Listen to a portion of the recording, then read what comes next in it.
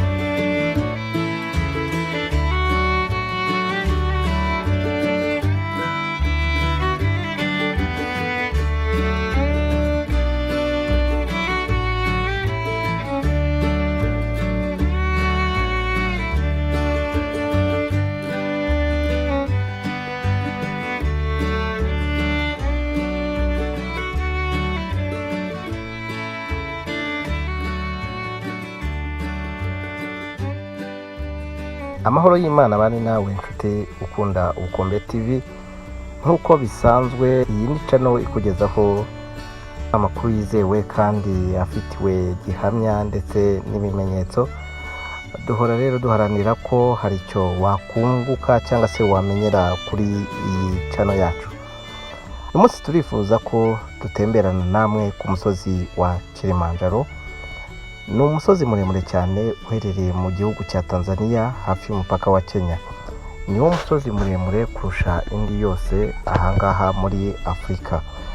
Uyu musozi ufite uburebure bungana na metero zigera ku 5895 cyangwa se 5895. Izo ni metero z'uburebure hejuru y'inyanja. Uyu ni umusozi wari ikirunga ariko uyu munsi ni ikirunga cyazimye.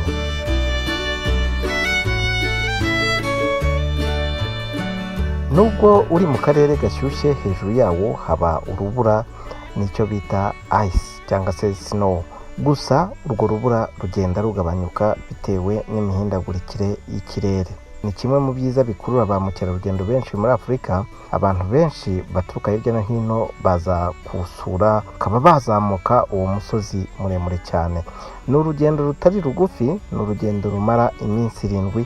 Icyakora abashinzwe kuyobora abantu muri ako gace cyangwa se kuri uwo musozi, abo bita aba tour guides, bavuga yuko ugenda bitewe n'uko imbaraga zawe zingana, kandi ushobora kuzamuka uwo musozi bitewe nanone n'amafaranga ufite.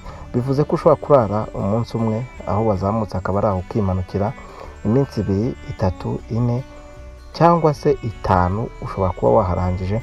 Ariko ngo hari igihe uhitamo gucamo inzira ishobora gutuma umara iminsi 7 ukabugeze ku gasongero k'uwo musozi neza neza, hanyuma ukifatira amafoto, warangiza ukamanuka n'ubundi kongera ugakoresha nka ya minsi.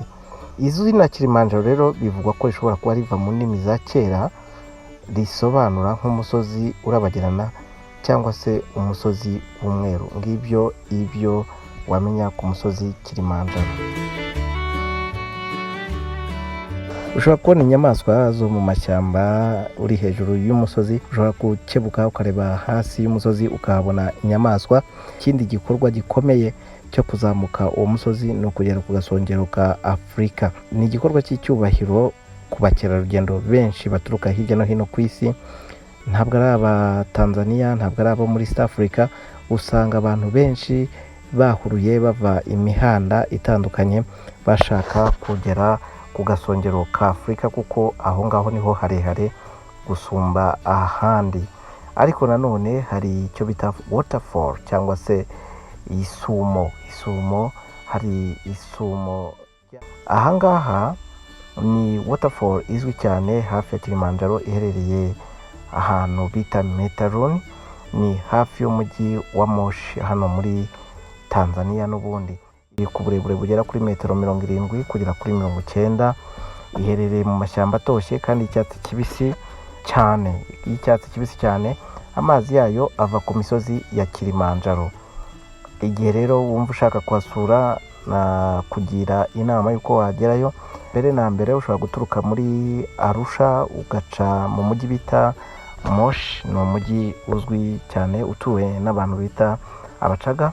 Urugendo rwo kugera ku Isumo rufata iminota nibura 30 cyangwa kugera ku isaha uciye aho ngaho nyine mu bice bya Moshi. Uturutse muri Arusha ushobora kugenda nk'amasaha 2, ariko kuva aho umusozi utangiriye kugera ku Isumo rya Meteroni Waterfalls bigufata nibura isaha.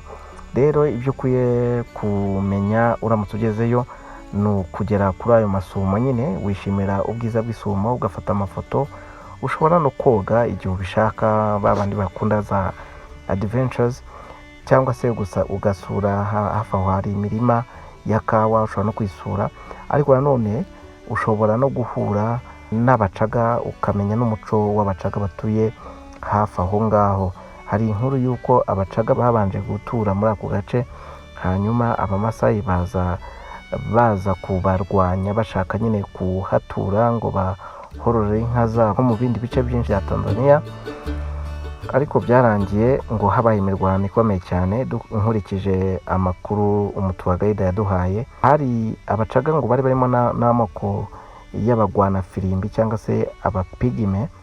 Byarangiye abo ngabo bo bahungiye muri Kongo, ariko abandi bacaga barahagumye ngo bacukura imyobo aho ngaho. Baje kurwana cyane n'abamasayi. Abamasayi bo bazaga babona nta bantu bakihatuye, babacaga bakava mu mwobo bakabica cyangwa se bakabirukankana. Birangira abamasayi ako gace bakarekeye abacaga kuko ni nabo bakavukire baho hantu. Aha hantu igihe cyiza cyo kujyayo na kugira inama yo kujya mu gihe cy'izuba, kuko aribwo inzira ibitanyerera cyane. Ariko kandi no mu gihe cy'imvura ni byiza cyane kuko isumo riba rifite amazi menshi cyane. Mu by'ukuri rero nubwo abantu bajya ku musozi wa Kilimanjaro bagamije kugera ku gasongero ka Afurika, ariko nanone twakubwira ko gusura isumo rya Meteroni Waterfalls hari urugendo ruryoshye rushimisha cyane.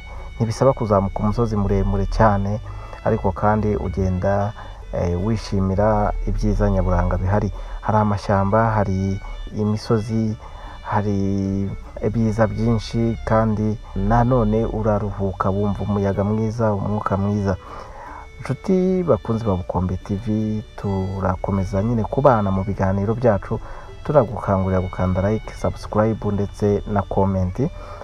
Tuzajya tugutembereza, ariko kandi tuzajya tugukorera n'ibyegeranyo bitandukanye kugira ngo umenye ibiri hirya no hino ku isi, haba mu Rwanda, mu mahanga ya hafi nko muri Afurika ndetse n'amahanga ya kure nk'i Burayi. Murakoze, murakagira Imana.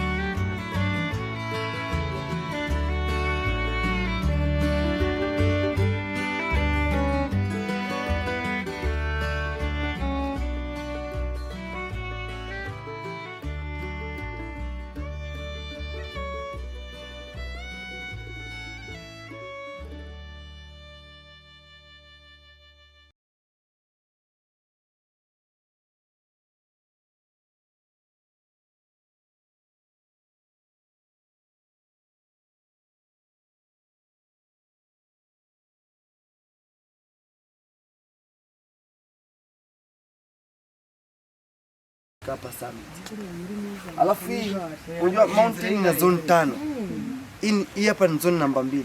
Zone namba 1 ile tulikutana pale lazima ni slopes ama root of the mountain. Jina ambayo tumekuja nayo baba. Ile ndo zone namba 2. Namba 1.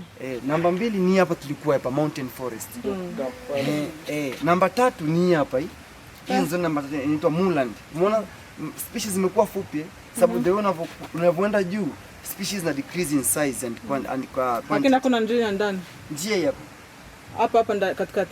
Hawezi akapitia ndani. Huko hawezi kupita.